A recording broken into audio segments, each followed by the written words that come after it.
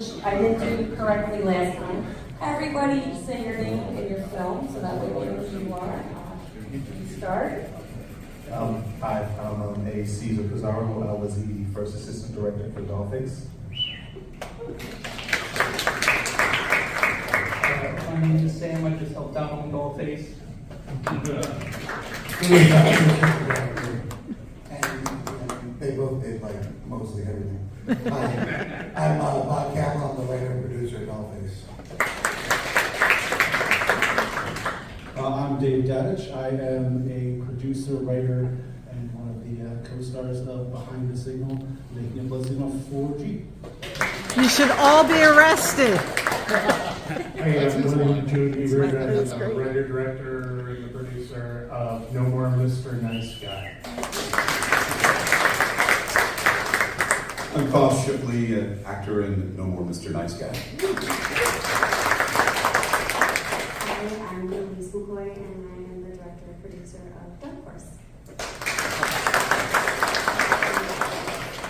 Throw it. So who has some questions for our filmmakers?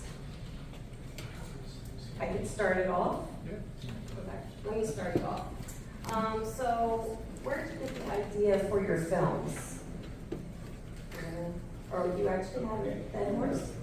Well, my film actually was a 48-hour film project, so I had no choice as to what genre we got. So basically Friday night, we were given a genre, we got horror, so we wrote it that night, and then we filmed it Saturday, edited it Sunday, and turned it in. Wow, that's impressive.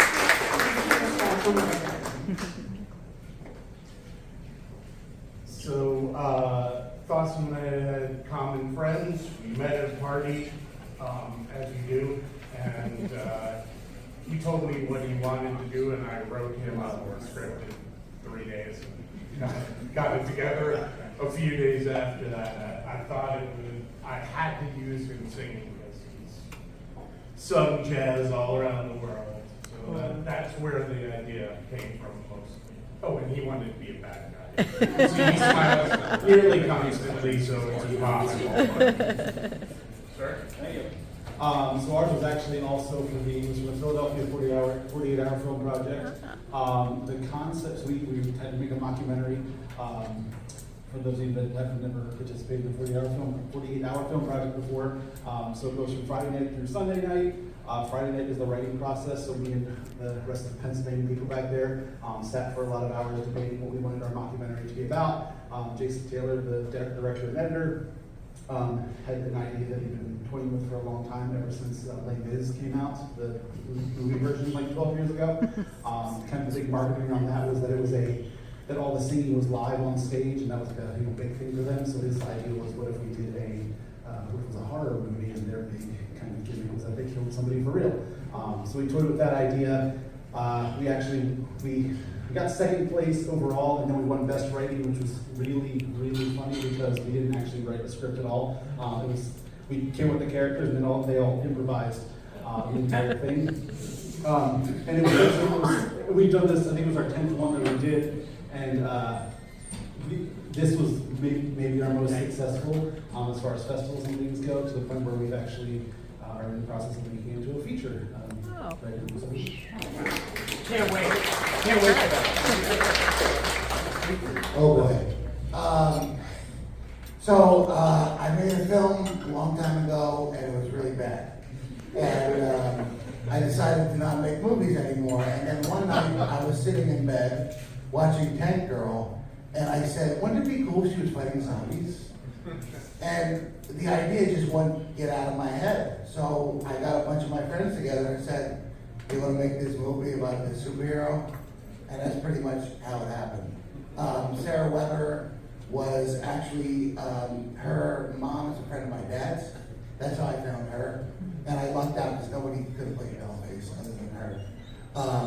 Sam was a friend of mine who said he wanted to help out, and he had no idea how that was going to turn out. And then Caesar, I met while making the movie, and these guys are just become like family to me.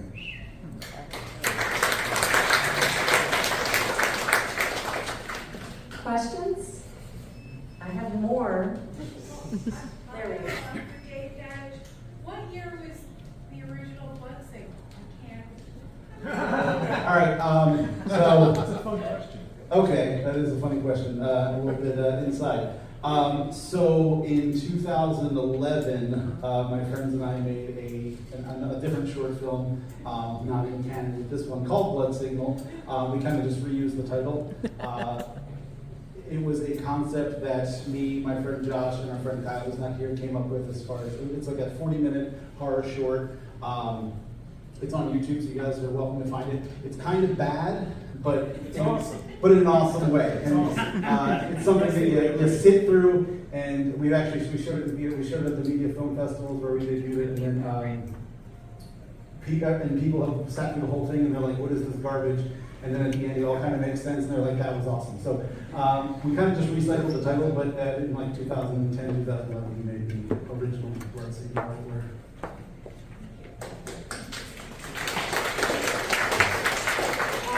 I have just kind of a fun question here. Do you have a favorite horror genre? Because I see there's like some comedy horror here, but do you have a favorite? I'll go first, I guess, since I have the microphone. So since 2017, I've done this personal challenge to watch 31 horror movies in 31 days in October. It's when the Phillies weren't so good, so it's a challenge. No, I think, and I can speak for my friends and myself, is that we just like movies in general. So, when it comes to horror, like, 80% of them are kind of bad movies, but they're fun, right? So we've seen all kinds of really terrible and really great, horror. It's a nice wide spectrum, and it all kind of runs together. So I mean, I generally gravitate towards slasher films, I guess. Thank you. I obviously really love horror comedy. Evil Dead is what got me into horror. Adam Green is one of my favorite directors, and I just love the way he's able to make movies that are both scary and funny at the same time. I like found footage a lot if it's done right, but it usually isn't. But generally, I like something if it's got a nice combination to it.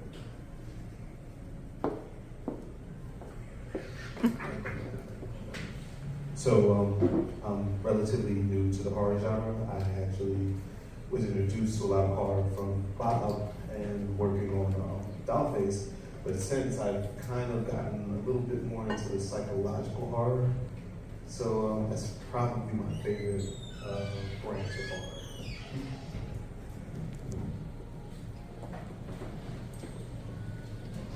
Clearly musical.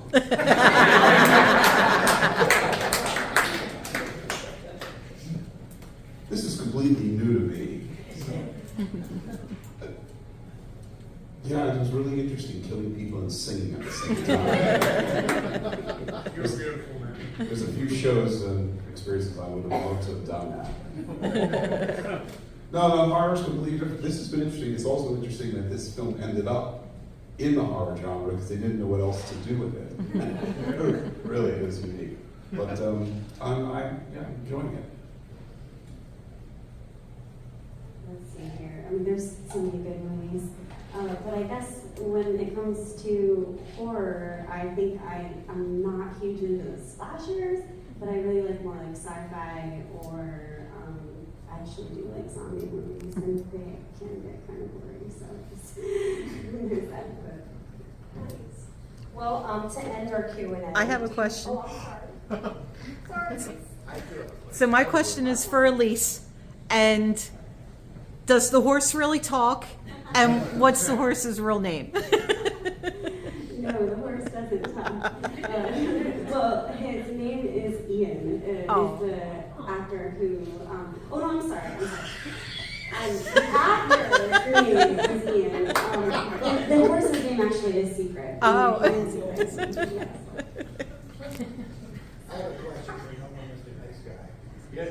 I noticed that there's a lot of use of lighting and colors where it comes to tone.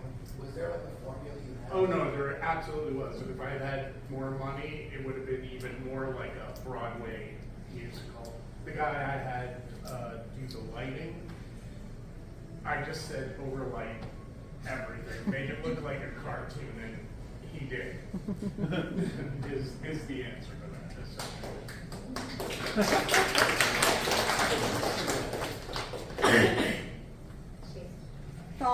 I was wondering if you could give us an encore and sing a few lines, because you were phenomenal, man! Yes. I was singing your remember the words. Or sing a song you like. 8 days a week, 5 months a year. What am I doing this for? I hate my boss, I hate my job. Can hardly walk through that door. Man. They're gonna get what's coming to them, 'cause I just can't take any more. No more Mr. Nice Guy.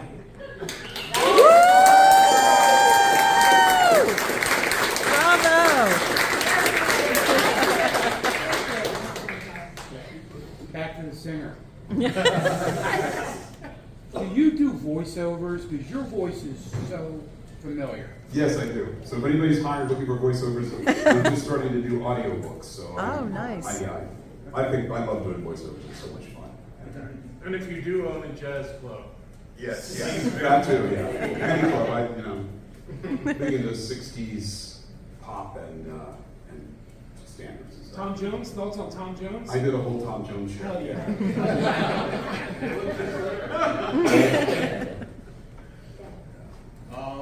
Forgive me if this is a bit loaded of a question, but from each of your perspectives, what was the worst day on production, and conversely, what was the best day on production?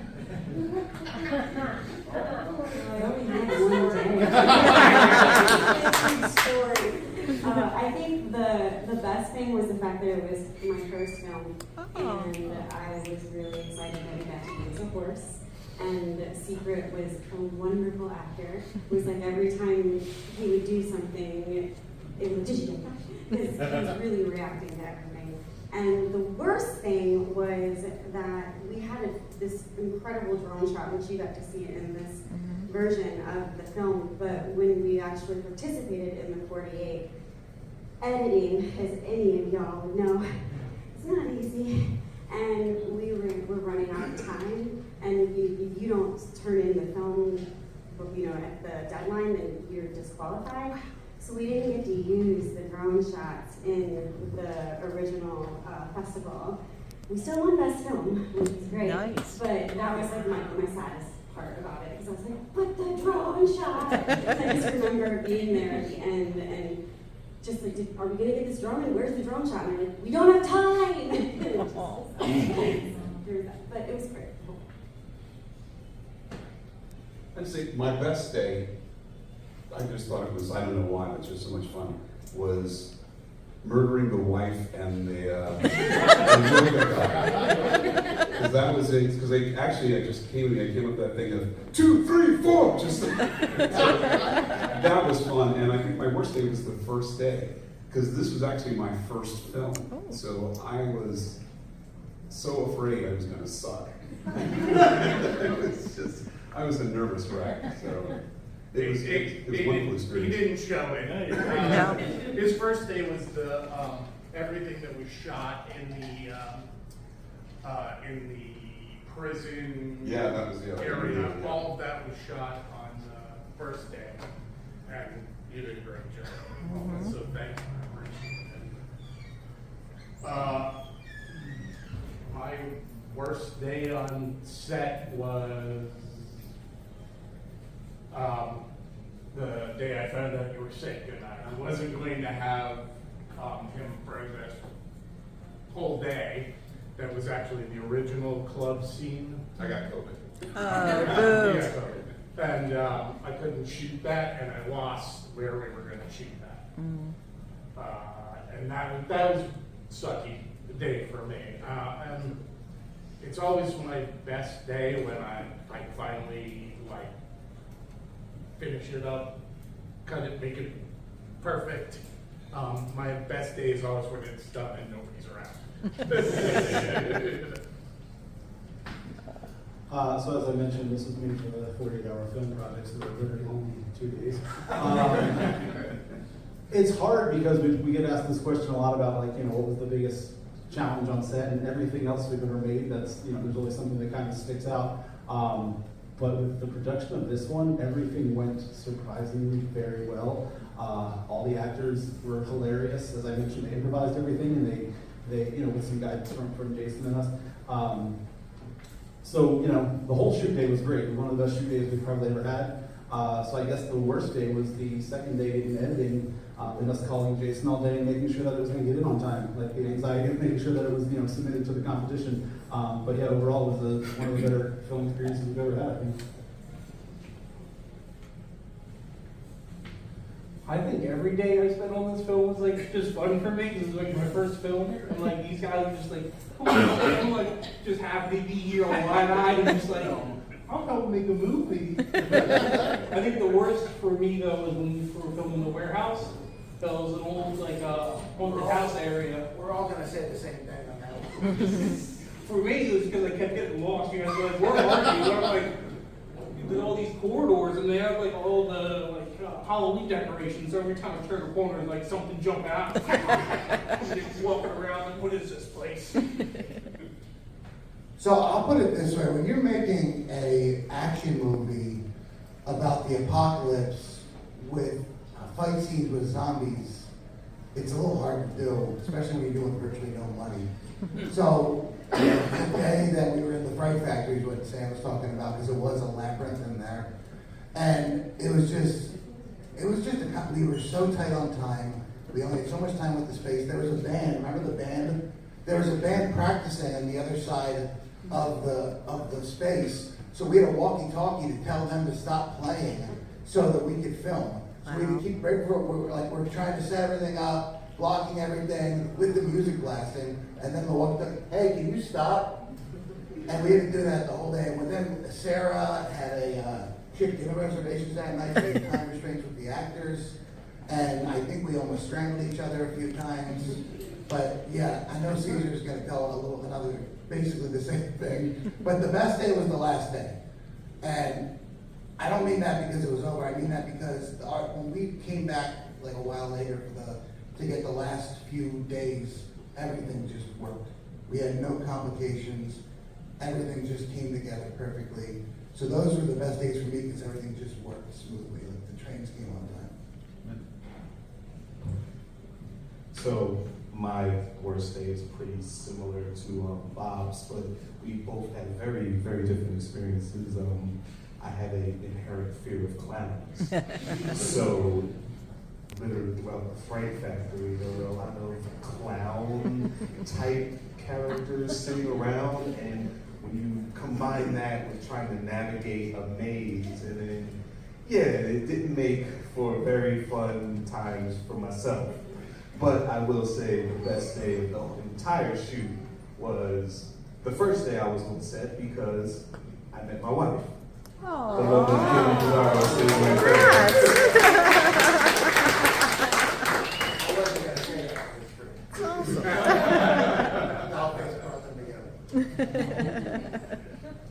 Any other questions? All right, final question so you can promote yourself. Do you have any other future projects going on right now? Well, I have a feature planned called We Were Young. It's a high school drama in the vein of Euphoria and the old school movie Gridlock starring Tupac and Tim Roth.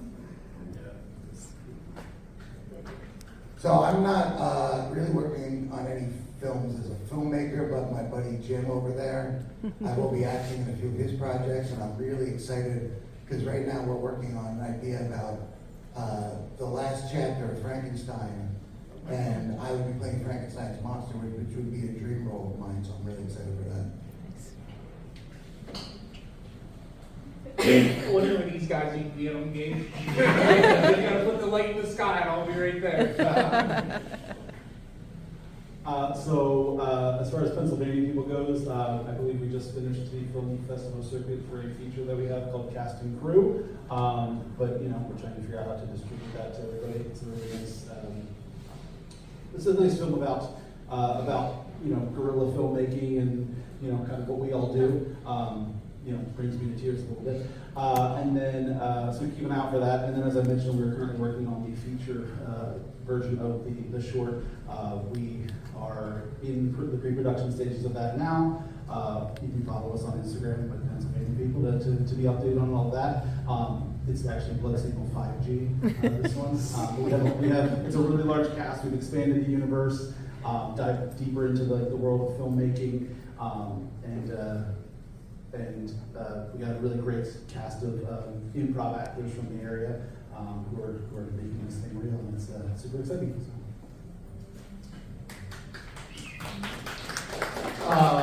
I am acting in a film that's going to be around, I think, a lot of the Pennsylvania film festivals called Step 13, just shot in Pennsylvania. The company is from Pennsylvania, so you may see me acting around.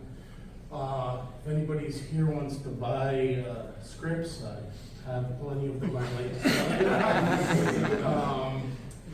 Let's see. This film is doing festivals, and another one of my films is still out there petering around. It's called The Prize, and it's in Jerseyville soon. Oh, cool. I say presently working on a show to get myself back out there and in clubs and get on stage, and in a production of Barefoot in the Park that's opening next Friday in the Stone Pack. And if you need any actors. I am in production for a film called Karen's. I'm directing it, and it's about a woman who is wrongfully accused of racism, and she then makes a deal with a group of criminals to try to get her reputation back, but she finds very quickly that she needs to find a way out before it becomes too late. And if you're interested in it, I am on Instagram at @AmySlumboy. My name is in the program, and we've got 5 more days of filming left, and the same cinematographer who shot Dark Horse is shooting Karen, so if anything, it's gonna look pretty. It's a dark comedy crime story.